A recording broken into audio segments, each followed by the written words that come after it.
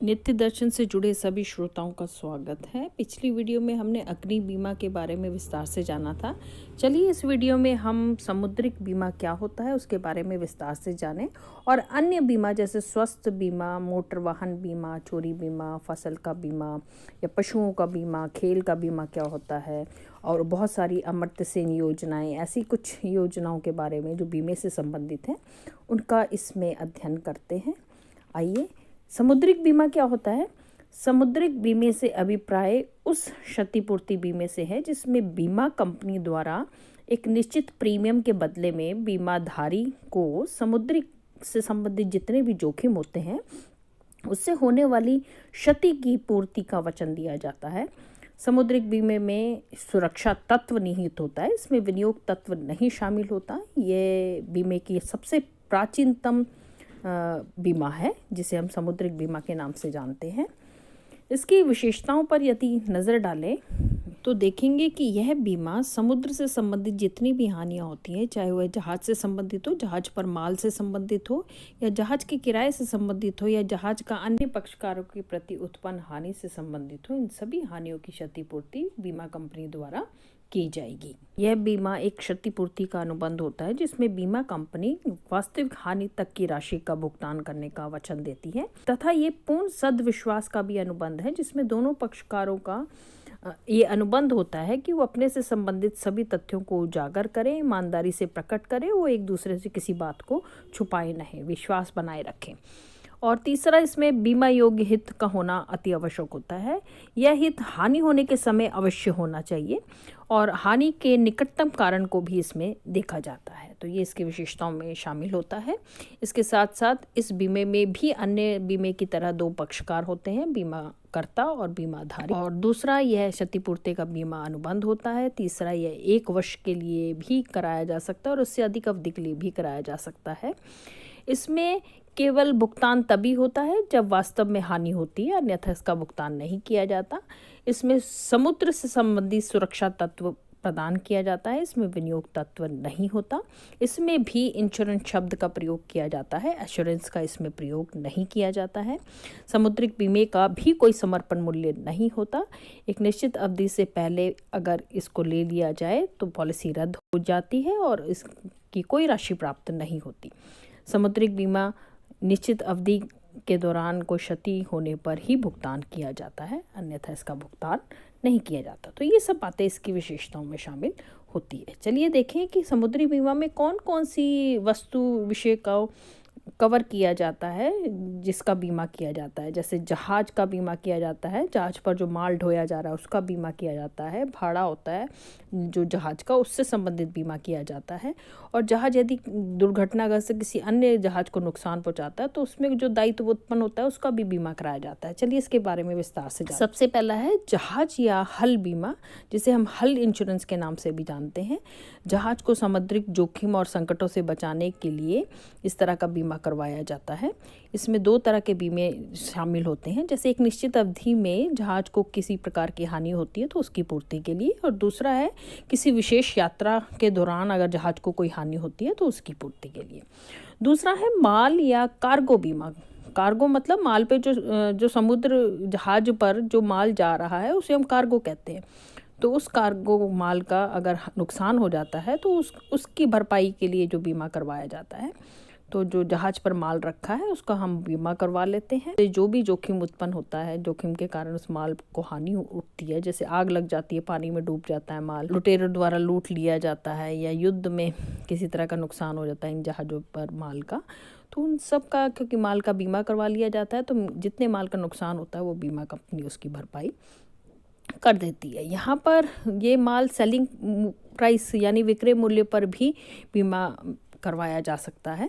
ज़रूरी नहीं कि लागत मूल्य पर ही उसका बीमा करवाया जाए, तो अगर नुकसान होगा तो विक्रय मूल्य भी प्राप्त किया जा सकता है यदि विक्रय मूल्य का बीमा करवाया है।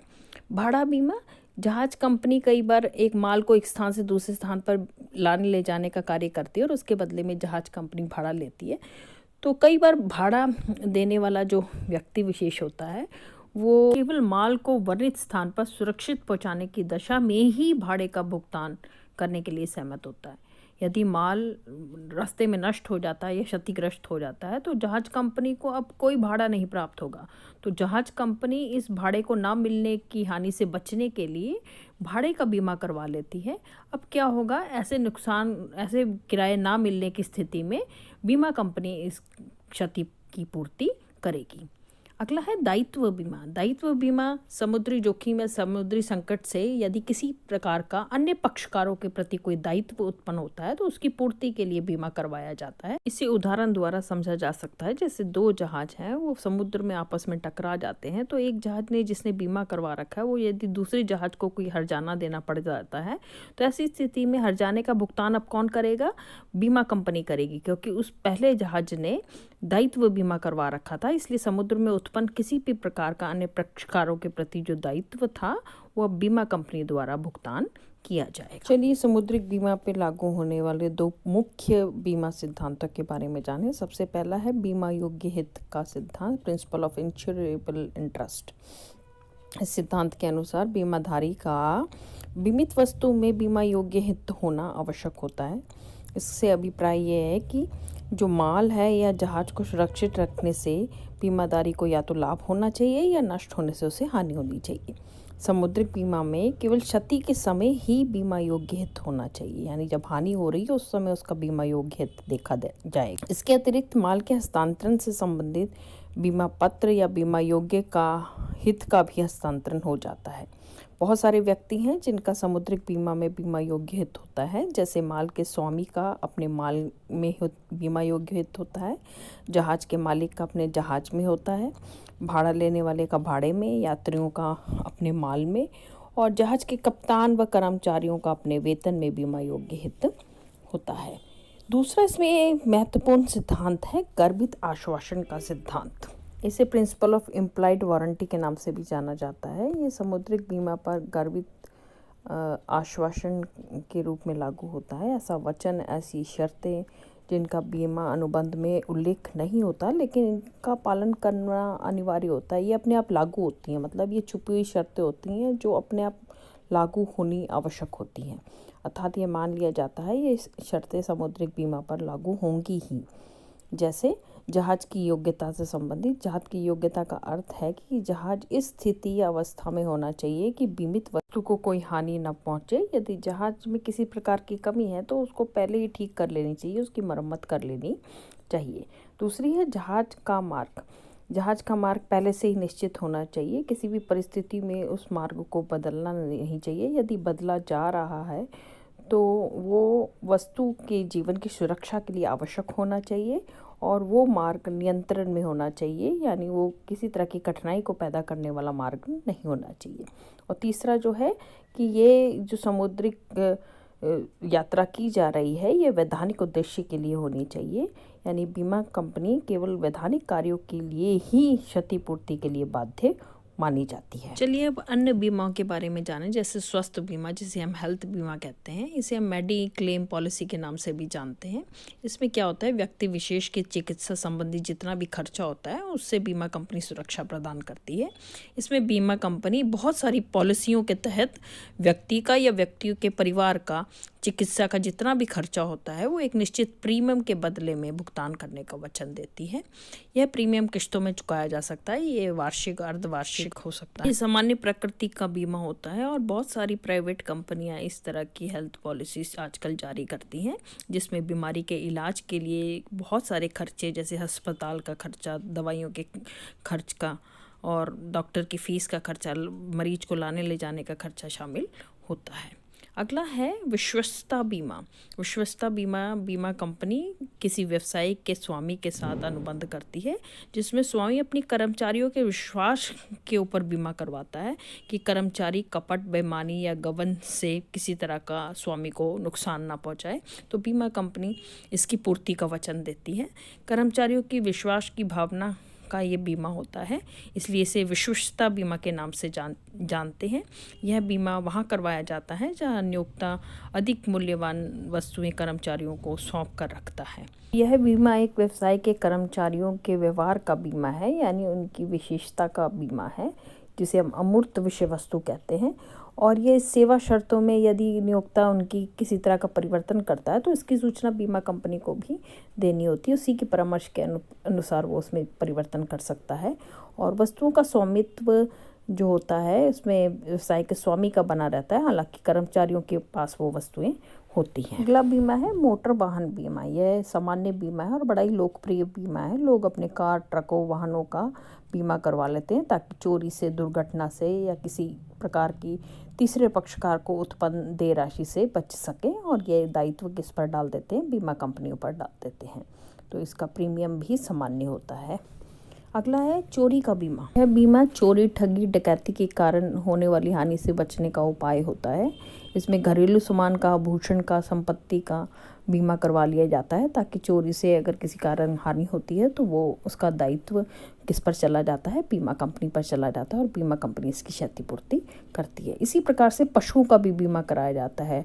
बहुत सारी कंपनियां, व्यवसाय या लोग बैल, गाय, भैंस, बछड़े, मुर्गी पालन, इनसे संबंधित जितने भी पशु होते हैं उनका बीमा करवा लेते हैं और इनकी जो नुकसान होता है उसको पूर्ति करने का वचन किस पर डाल दिया जाता है? बीमा कंपनी पर डाल दिया जाता है। फसल बीमा। किसान बहुत सारे सूखा पड़ने के कारण, बाढ़ के कारण फसल नष्ट होने की दशा में किसानों को विशेष प्रकार का ये सुविधा दी जाती है बीमे के माध्यम से। तो उसमें फसल का बीमा कर दिया जाता है। ये फसलें प्रमुख होती हैं जैसे चावल की, गेहूं की, मक्का की, तिल की, दालों की। तो इनके उत्पादन में अगर ये किसी तरह का नुकसान होता है तो वो बीमा कंपनी इसकी पूर्ति कर देती है। इसी प्रकार से खेल का बीमा है। बहुत सारे खिलाड़ी हैं जो उनके खेल के सामान की, उनकी व्यक्तिगत हानि से संबंधित बीमा कर दिया जाता है।